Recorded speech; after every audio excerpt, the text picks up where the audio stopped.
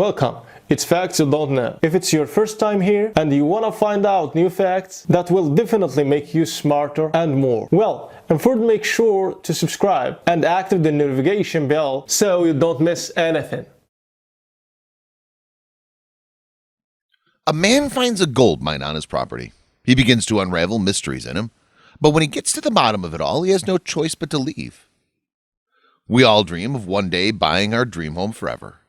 But a man got more than he expected when he bought his. As he strolled through his new property, Christopher stumbled upon something that changed his life.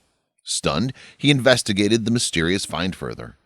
Little did he know, once he entered the mysterious tunnel, had not gone back to his former life. He continued his investigation even after a real estate agent and a police officer advised him not to do so. When Christopher reached the end of his investigation, with all the evidence presented in front of him, he knew he had to flee his home and never come back. But what did he find to be so dreadful that he had to give up the house of his dreams? As Christopher was still coming out of the haze in which he was, he continued in the direction of the mysterious thing he had seen. It was dark and somewhat small, but still it looked as if he was hiding. Maybe it's just another tree. An older, smaller, and darker one, he thought.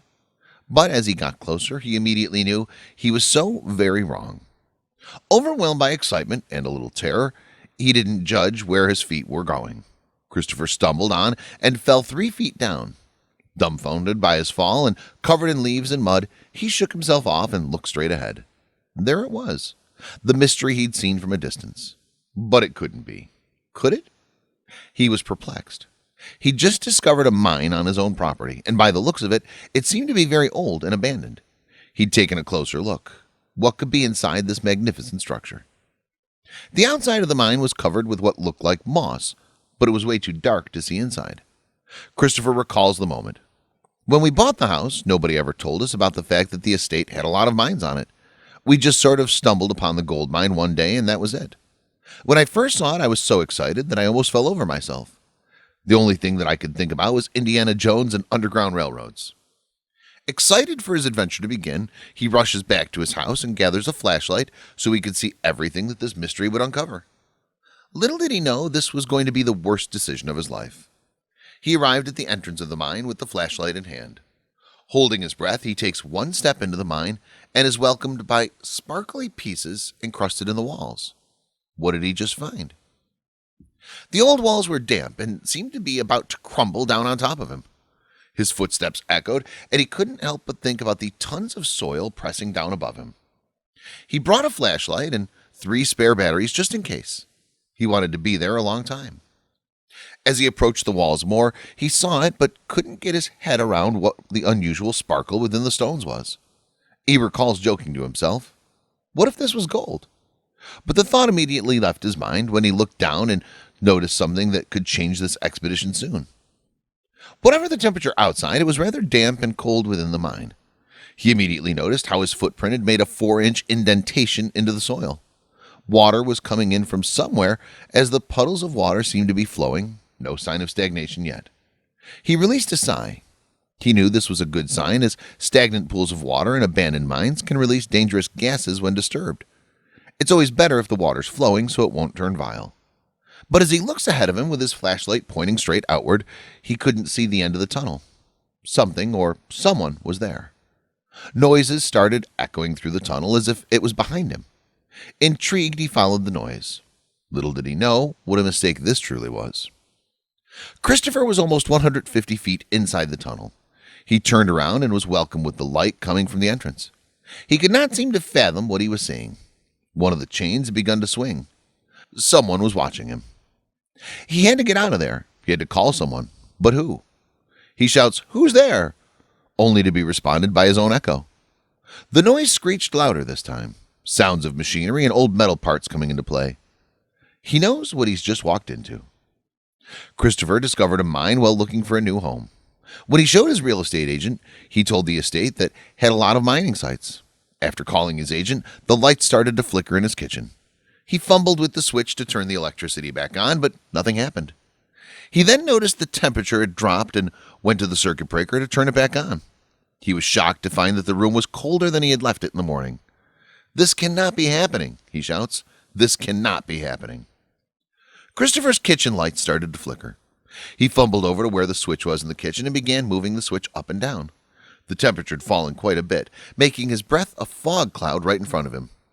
Faulty wiring, he thought to himself, but still couldn't shake the nervousness throughout his body.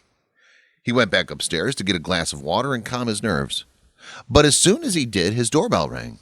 What could it be this time? Christopher didn't know what to expect, but when he went to turn the electricity back on, he was greeted by his front doorbell.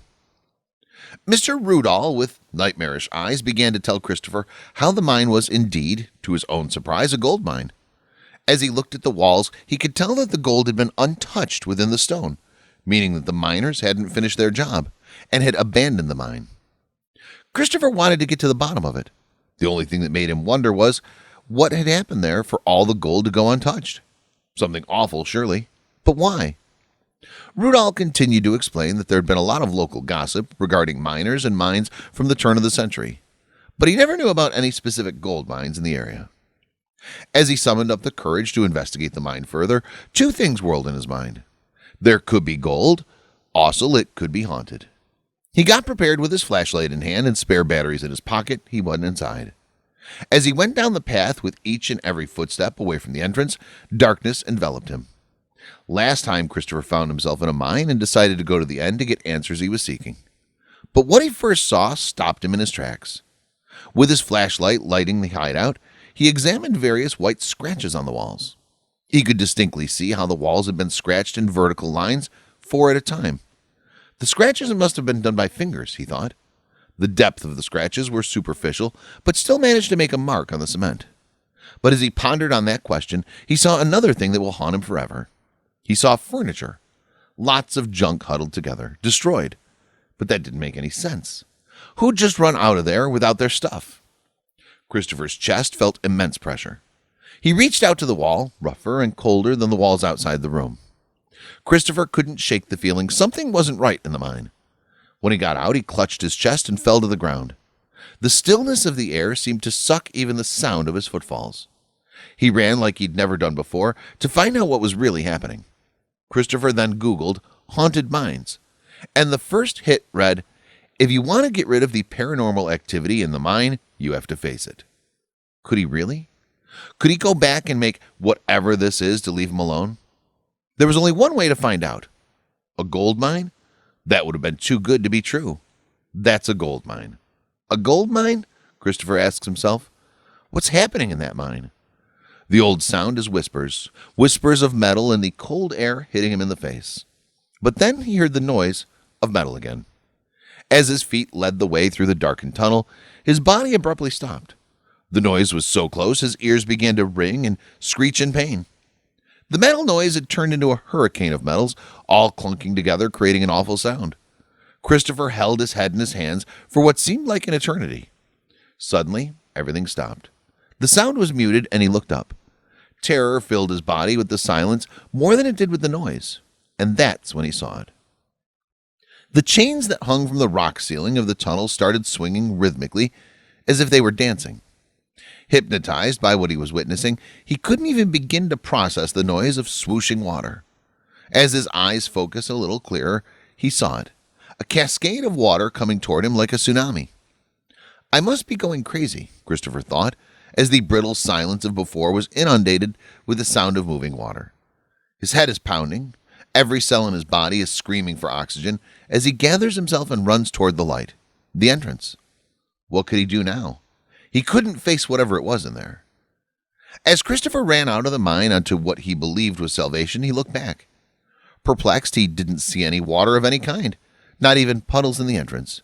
He saw his frantic footsteps, but that was all. He began his journey back to the house. He knew that he had to call someone who could help him with the paranormal activity, as he couldn't live like this. He walked through the utter blackness of the woods until he was close enough to see the lights on in his kitchen. Had he left them on? Maybe someone was there. He opened the door, but his home felt so empty and alone. No one had been there. He must have left the lights on before. Shuffling through his kitchen, he can't get the thoughts of that day out of his head. Did everything really happen? He thought as he silently sat on his chair in his study and opened his computer up. Was he really going to do this? He'd never believed in ghosts or hauntings and paranormal activity, but everything that happened that day he just couldn't explain. He opened his search engine again and began to type. A loud whirring noise came from the engine of the computer, and suddenly it went black, as if it had died there and then. In a sitting position in disbelief at the black screen, he said, "What could possibly go wrong next?" Christopher thought as tears filled his eyes. Little did he know, this wasn't the end of his adventure. Christopher was tired, physically and mentally. The day had worn him out entirely. As he cupped his hands on his face, he felt a gentle pull. Without warning, something pulled at his feet. He noticed it like if he was metal and a magnet was pulling him towards it. He stumbled backward, falling in the process. That's when he made the decision. He had to get out of there as soon as possible and call someone for help. Surely all this could be explained. He knew a lot of paranormal cases that had been due to many toxic gases, or maybe the water in the mine wasn't flowing but was stagnant and he hadn't realized. Whatever it was, it had to be something. He got in his car and drove to the nearest cafe. As he ordered a double espresso, he pulled up his search engine on his phone. Quickly, scared that this too will break, he typed in the box, "Best paranologist near me." Surprised, he sees that 2 different places have matched with what he was looking for, and they weren't far at all. He got in his car and arrived at the location Google Maps sent him. Before him was a purple sign that read, "Tarot Readings." Good God, he was still in disbelief about everything that had happened that day. But he couldn't rest soundly if he didn't know what he was truly dealing with. Thanks for watching. Please like and share the video in social networks. We'll be right back to you as fast as we can.